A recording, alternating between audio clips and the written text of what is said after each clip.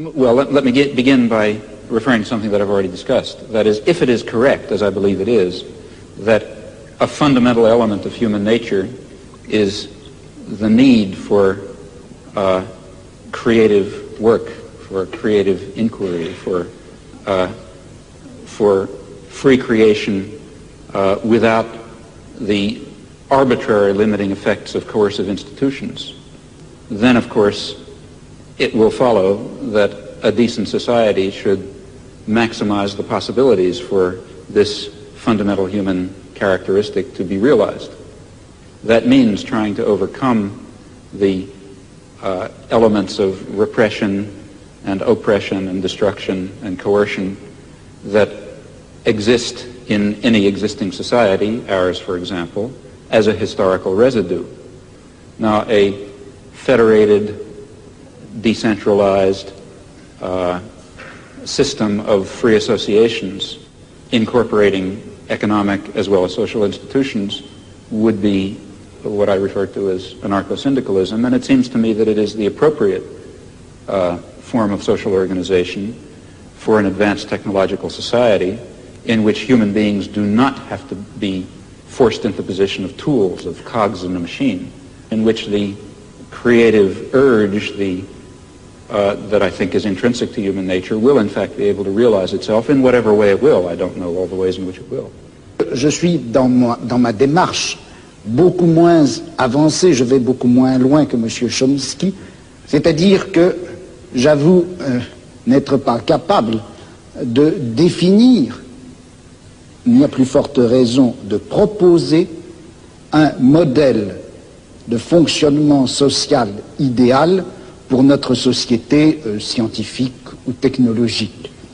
En revanche, une des tâches qui me paraît urgente, immédiate, avant même toute autre chose, c'est celle-ci. On a l'habitude, du moins dans notre société européenne, de considérer que le pouvoir, il est localisé entre les mains du gouvernement et il s'exerce par un certain nombre d'institutions bien particulières qui sont l'administration, en France on appelle ça préfectorale, enfin je ne sais pas comment on dit ailleurs, l'administration, la police, l'armée. On sait que toutes ces institutions-là sont faites pour transmettre les ordres, les faire appliquer et punir les gens qui n'obéissent pas. Mais je crois que le pouvoir politique, il s'exerce encore, il s'exerce en outre, de plus, par l'intermédiaire d'un certain nombre d'institutions qui ont l'air comme ça de n'avoir rien de commun avec le pouvoir politique, qui ont l'air d'en être indépendantes et qui ne le sont pas. On sait bien que l'université, d'une façon générale, tout le système scolaire, qui en apparence est fait simplement pour distribuer le savoir, on sait que cet appareil scolaire est fait pour maintenir au pouvoir une certaine classe sociale et exclure des instruments du pouvoir toute une autre classe sociale. Quelque chose comme la psychiatrie, qui en apparence aussi n'est destinée qu'au bien de l'humanité et à la connaissance des psychiatres, la psychiatrie est encore une certaine manière de faire peser un pouvoir politique sur un groupe social. La justice également. Bon, et il me semble que la tâche politique actuelle dans une société comme la nôtre, c'est de critiquer le jeu des institutions apparemment les plus neutres et les plus indépendantes, de les critiquer, de l'attaquer de telle manière que la violence politique qui s'exerçait obscurément en eux surgisse et pour qu'on puisse lutter contre elle. À vouloir tout de suite, enfin si on cherche tout de suite à donner le profil et la formule de la société future, sans avoir bien fait la critique de tous les rapports de violence politique qui s'exercent dans notre société, on risque de les laisser se reconstituer, même à travers des formes aussi nobles, apparemment aussi pures que celles du syndicalisme anarchiste. Yes, I would certainly agree with that, not only in theory but also in action. That is, there are two intellectual tasks. One, and the one which I was discussing, to try to create the vision of a future just society. Another task is to understand very clearly the nature of power and oppression and terror and destruction in our own society. And that certainly includes the institutions you mentioned, as well as the central institutions of any industrial society, namely the economic, commercial, and financial institutions. In particular, in the coming period, the great multinational corporations, which are not very far from us physically tonight. Those are the basic institutions of oppression and coercion and autocratic rule that appear to be neutral. After all, they say, well, we're subject to the democracy of the marketplace.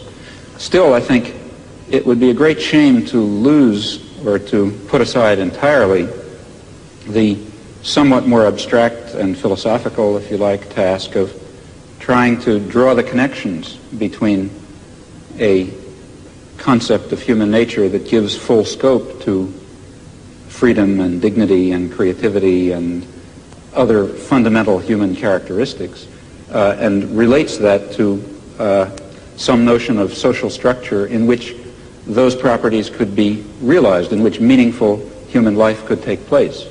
And in fact, if we are thinking of social transformation or social revolution, though it would be absurd, of course, to try to draw out in detail the point that we're hoping to reach, still we should know something about where we think we're going. And such a theory may tell it to us. Oui, mais alors là, est-ce qu'il n'y a pas un danger? Si on dit qu'il existe une certaine nature humaine, que cette nature humaine n'a pas reçu dans la société actuelle les droits et les possibilités qui lui permettraient de se réaliser. C'est bien ce que vous avez dit, je crois. Et si on admet cela, est-ce qu'on ne risque pas de définir cette nature humaine à la fois idéale et réelle, cette nature humaine cachée et réprimée jusqu'à présent, est-ce qu'on ne risque pas de la définir dans des termes que nous empruntons à notre société, à notre civilisation, à notre culture? De sorte que, est-ce que la notion de nature humaine, vous-même, en commençant, vous reconnaissiez, je crois qu'on ne savait pas très bien ce que c'était que cette nature humaine. Alors, est-ce qu'il ne risque pas de nous induire en erreur? Vous savez que Mao Tse-tung parlait de nature humaine bourgeoise et de nature humaine prolétarienne, et il considère que ce n'est pas la même chose. Well, you see, I think that in the intellectual domain of political action, that is, the domain of trying to construct a vision of a just and free society on the basis of some notion of human nature, in that domain we face the very same problem that we face in immediate political action. For example, to be quite concrete, a lot of my own activity really has to do with the Vietnam War, and a good deal of my own energy goes into civil disobedience. Well, civil disobedience in the United States is an action undertaken in the face of considerable uncertainties about its effects. For example, it threatens the social order in ways which, let's say, one might argue, bring on fascism. That would be very bad for America, for Vietnam, for Holland, and for everyone else. So there's a danger, that is one danger in undertaking this concrete act. On the other hand, there's a great danger in not undertaking it. Namely, if you don't undertake it, the society of Indochina will be torn to shreds by American power. And in the face of those uncertainties, one has to choose a course of action. Well, similarly, in the intellectual domain, one is faced with the uncertainties that you correctly pose. Our concept of human nature is certainly limited, partial, socially conditioned, constrained by our own character defects and the defects and the limitations of the intellectual culture in which we exist.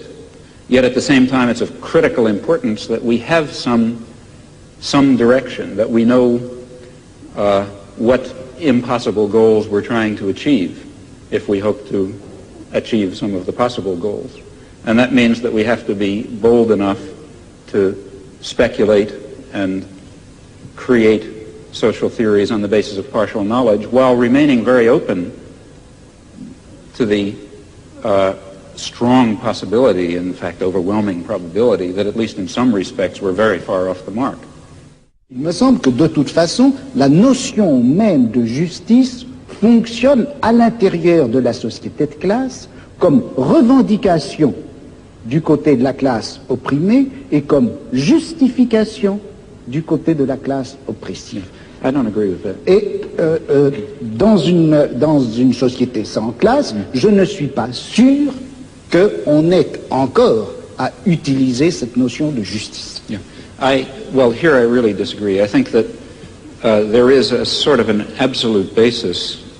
If you press me too hard, I'll be in trouble because I can't sketch it out. But some sort of an absolute basis ultimately residing in fundamental human qualities in terms of which a real notion of justice is grounded. And I think that our existing systems of justice I think it's too hasty to characterize our existing systems of justice as merely systems of class oppression. I don't think that they are that. I think that they embody systems of class oppression, and they embody elements of other kinds of oppression, but they also embody a kind of a groping towards the true humanly valuable concept of justice and decency and love and kindness and sympathy and so on, which I think are real. Bon, est-ce que j'ai du temps pour répondre? Oui, Combien? Parce que 2 minutes. Ben, moi, je dirais que c'est injuste. Absolutely. Non, mais bon, je ne veux pas répondre en si peu de temps. Je dirais simplement ceci. Je ne peux pas m'empêcher, contrairement à ce que vous pensez, je ne peux pas m'empêcher de croire que cette notion de nature humaine, cette notion de bonté, de justice, d'essence humaine, de réalisation de l'essence humaine, tout ça, ce sont des notions et des concepts qui ont été formés à l'intérieur de notre civilisation, dans notre type de savoir, dans notre forme de philosophie, et que par conséquent, ça fait partie même de notre système de classe, et qu'on ne peut pas, aussi regrettable que ce soit, on ne peut pas faire valoir ces notions pour décrire ou justifier un combat qui doit en principe bouleverser les fondements même de notre société. Il y a là une extrapolation dont je n'arrive pas à trouver la justification historique. Would be what I refer to as anarcho-syndicalism, and it seems to me that it is the appropriate form of social organization for an advanced technological society in which human beings do not have to be forced into the position of tools, of cogs in a machine. Think society, ours for example, as a historical residue. Now a federated, decentralized system of free associations incorporating economic as well as social institutions. Well, let me begin by referring to something that I've already discussed. That is, if it is correct, as I believe it is, that a fundamental element of human nature is the need for creative work, for creative inquiry, for free creation without the arbitrary limiting effects of coercive institutions, then of course it will follow that a decent society should maximize the possibilities for this fundamental human characteristic to be realized. That means trying to overcome the elements of repression and oppression and destruction and coercion that exist in any existing